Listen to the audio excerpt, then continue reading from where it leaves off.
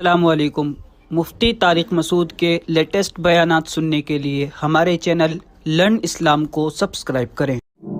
محرم میں دو طرح کے موضوعات ہوتے ہیں، ایک تو کربلا کے موضوع کو بیان کیا جاتا ہے، اس پر میں ایک دفعہ بیان چند سال پہلے کر چکا ہوں کہ اس میں معتدل رائے کیا ہے۔ کبھی موقع ملا تو دوبارہ بیان کر دیں گے انشاءاللہ کہ اس سے ہمیں اسباق کیا ملتے ہیں، اس میں صحیح بات کیا ہے، واقعے کا صحیح پہلو کیا ہے۔ اس میں افراط و تفرید بہت ہے، مبالغہ آرائیاں بہت ہیں۔ سیدنا حسین ابن علی رضی اللہ تعالی عنہ کو کربلا میں شہید کیا گیا، یہ بہت بڑا ظلم ہے، اس میں دو رائے نہیں ہو سکتی۔ اور بڑی بات یہ کہ حکومت کی سرپرستی میں یہ کام ہوا ہے، اس لیے یہ بڑا ظلم ہے۔ جو اسلامی حکومت تھی، جو خلافت کی دعوے دار تھی، شاید اسلامی تاریخ میں اس سے بدترین واقعہ ہمیں نہیں ملتا۔ لیکن یہ ایک واقعہ ہے، محرم کا اس سے براہ راست کوئی تعلق نہیں ہے۔ واقعات تو کسی نہ کسی مہینے میں ہوتے ہیں، کسی نہ کسی تاریخ کو ہوتے ہیں، تو ان واقعات سے عبرت حاصل کرنی چاہیے، نہ کہ ان تاریخوں کو پکڑ کے ہم بیٹھ جائیں کہ چونکہ اس تاریخ کو یہ ہوا تھا تو ہم نے یہ کرنا ہے، اس ڈیٹ کو یہ ہوا تھا تو ہم نے یہ کرنا ہے۔ ہمیں کسی قیمت بھی اسلام کا دامن ہاتھ سے نہیں چھوڑنا۔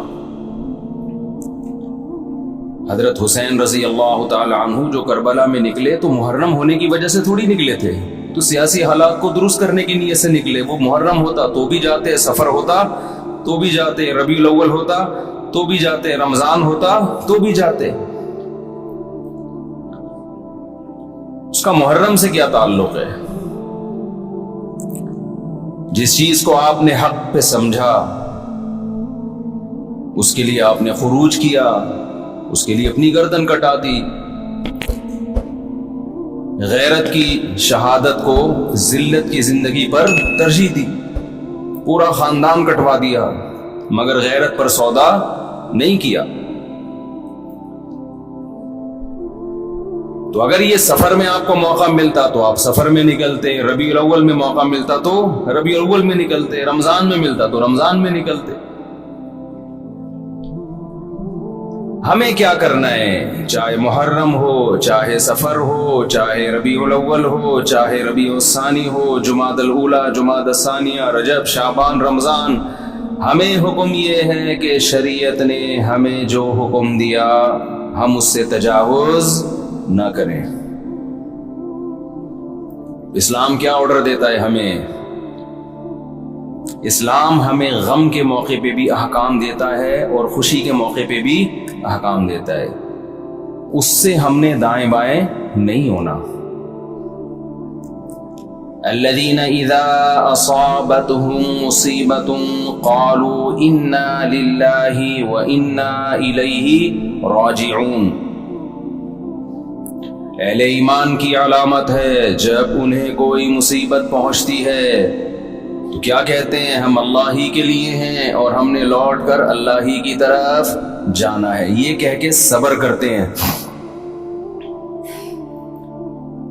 دیکھو، مصیبت کے موقع پہ آپ کے پاس دو آپشن ہیں، یہ قرآن نے دی ہیں۔ ایک انتقام، انما السبیل علی الذین یظلمون الناس، فرمایا جو کسی پہ ظلم کرے گا اس پہ گناہ ہوگا، جو ظلم کا بدلہ لے گا اس پہ گناہ نہیں ہوگا۔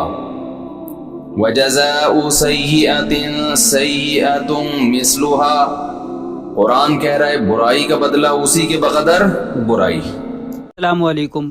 مفتی طارق مسعود کے لیٹسٹ بیانات سننے کے لیے ہمارے چینل لرن اسلام کو سبسکرائب کریں۔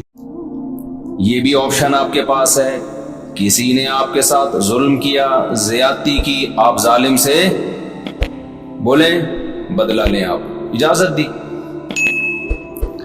تبھی تو قرآن نے کہا کوئی کسی کو قتل کر دے فَقَدْ جَعَلْنَا لِوَلِيِّهِ سُلْطَانًا فَلَا يُسْرِفْ فِي الْقَتْلِ، اللہ کہتے ہیں ہم نے مقتول کے وارث کو اجازت دی ہے کہ قاتل سے بدلہ لے لے.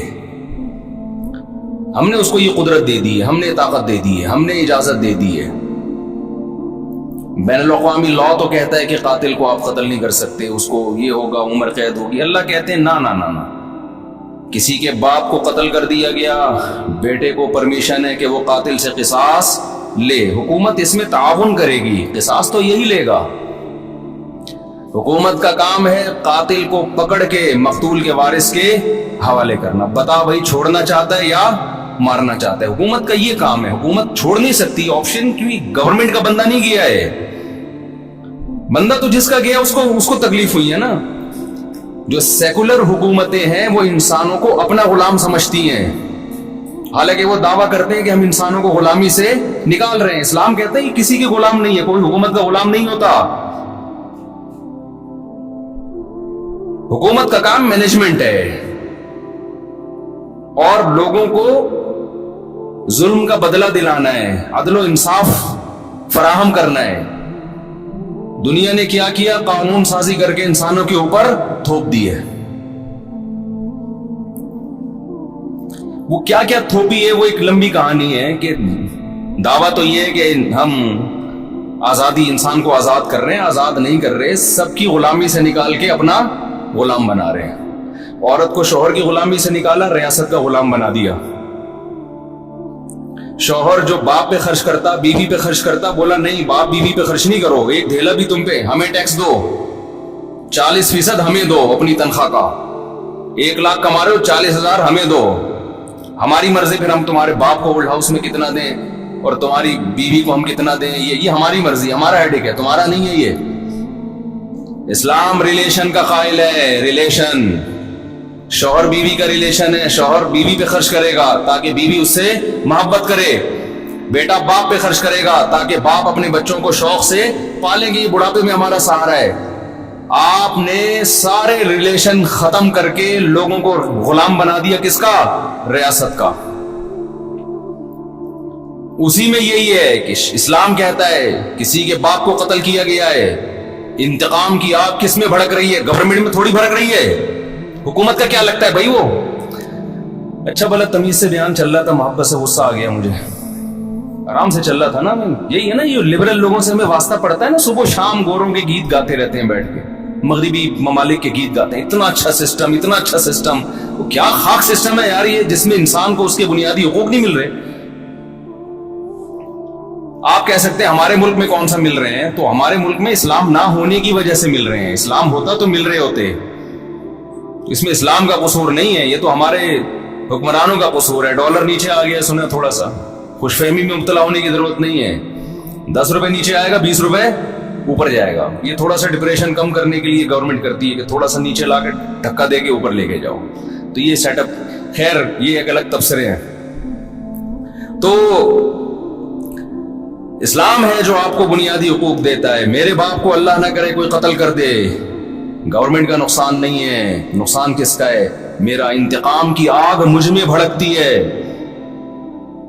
اس کا نقصان یہ ہوتا ہے کہ میں قاتل کو تلاش کروں گا, وہ نہ ملے اس کے بھائی کو مار دوں گا, وہ نہ ملے اس کے ماموں کو مار دوں گا, جو ہوتا ہے قبائلی علاقوں میں. اسلام نے اس پہ پابندی لگا دی. نا نا نا نا نا.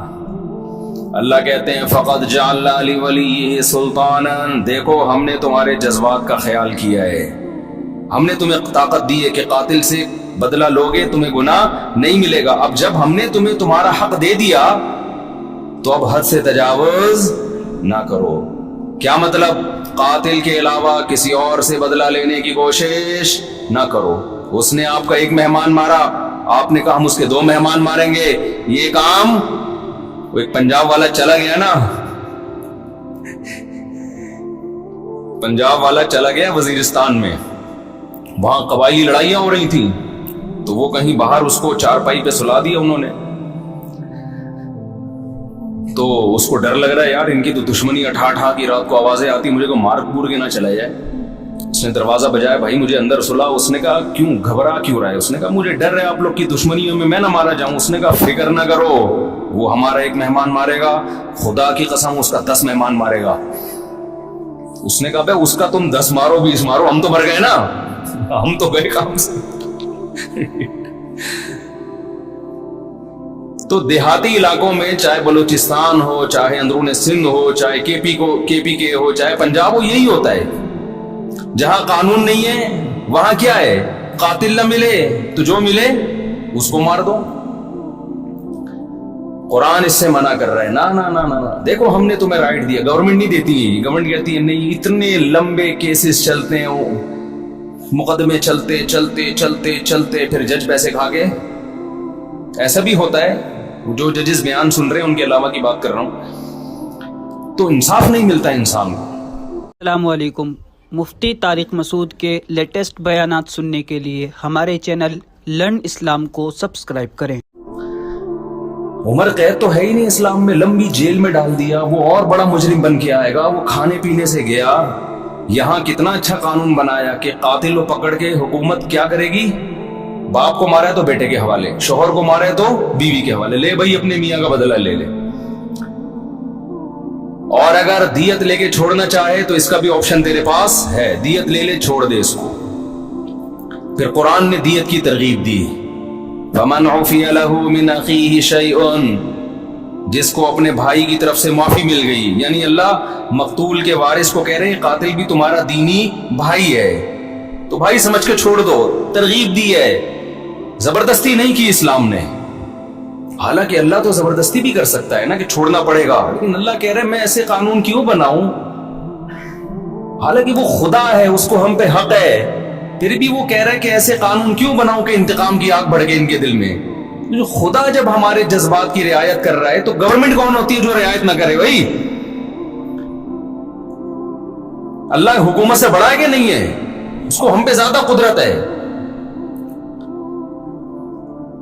تو قرآن نے کیا کہا، ترغیب دی کہ اس کو کیا کرو، معاف کرو، بہتر یہ معاف کر دو، دیت لے لو، پیسے لے کے چھوڑ دو، اس سے تمہاری غربت دور ہو جائے گی، تمہارا نقصان ہوا اس کی تلافی ہو جائے گی۔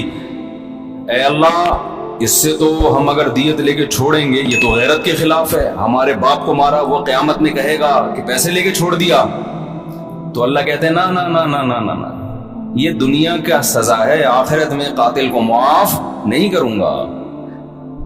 دنیا میں تو قاتل سے قصاص لے بھی لیا جائے نا، گردن اڑا بھی دی جائے تو اس کا جرم تھوڑی معاف ہوتا ہے، اس لیے کہ جس کو مارا ہے اس نے تو بدلہ ابھی لیا نہیں ہے۔ دیکھیں جب کوئی قتل کرتا ہے دو نقصان ہوتے ہیں، ایک تو جو بندہ مارا اس کا نقصان ہو گیا، دوسرا اس کے لواحقین کا نقصان، تو ابھی تو لواحقین کی تلافی ہوئی ہے، جو بندہ گیا ہے اس سے تو آخرت میں حساب لیا جائے گا۔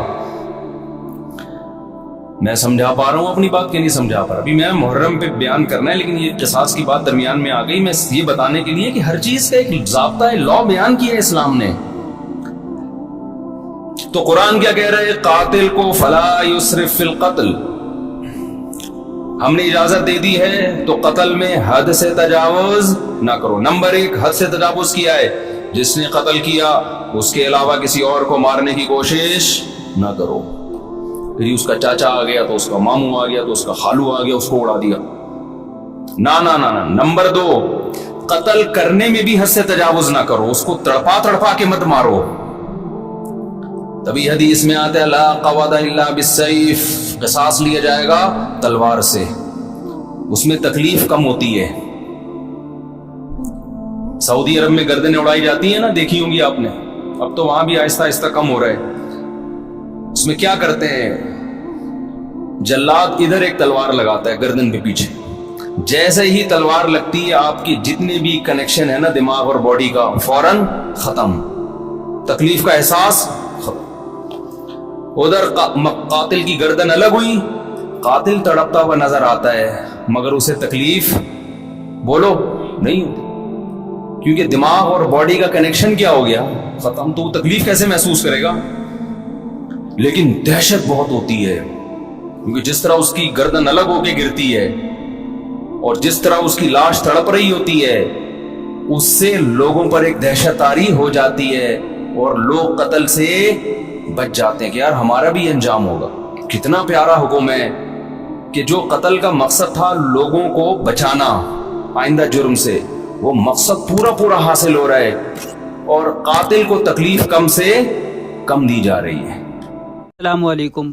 مفتی طارق مسعود کے لیٹسٹ بیانات سننے کے لیے ہمارے چینل لرن اسلام کو سبسکرائب کریں۔